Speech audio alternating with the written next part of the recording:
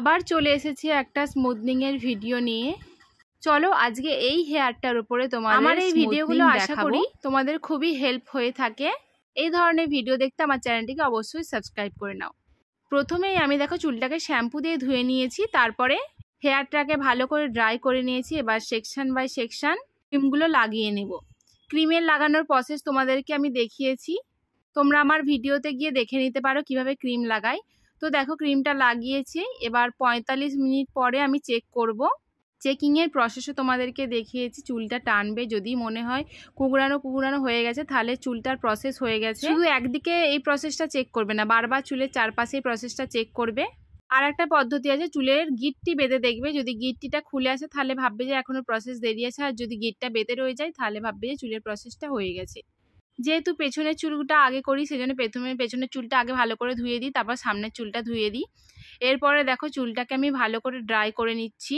এবার ড্রাই করব, প্রথমে কিন্তু ঠান্ডা হাওয়া দিয়ে ড্রাই করব, তারপরে একটু মিডিয়াম যে হিট ড্রাইটা আছে সেটা দিয়ে পরে ড্রাই করব। চুলটা দেখো পুরোপুরি ড্রাই হয়ে গেছে, আর চুলটা এরকম টাইপের হয়ে গেছে।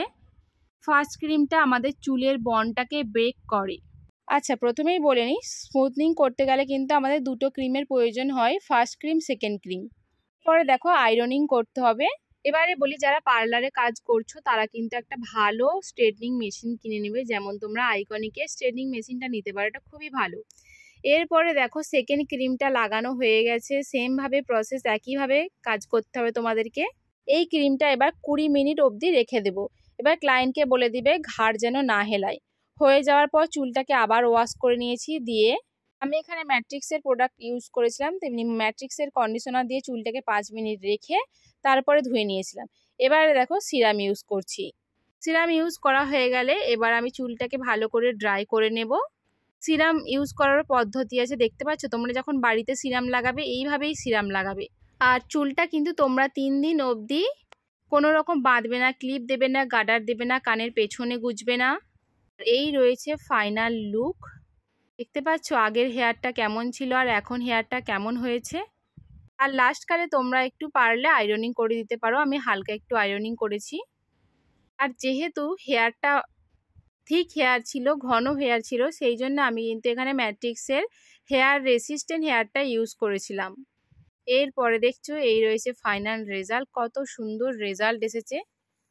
যারা ভাবছো যে আমি একবার ভিডিও দেখি বাড়িতে ট্রাই করব, এটা কোনোদিনও করো না।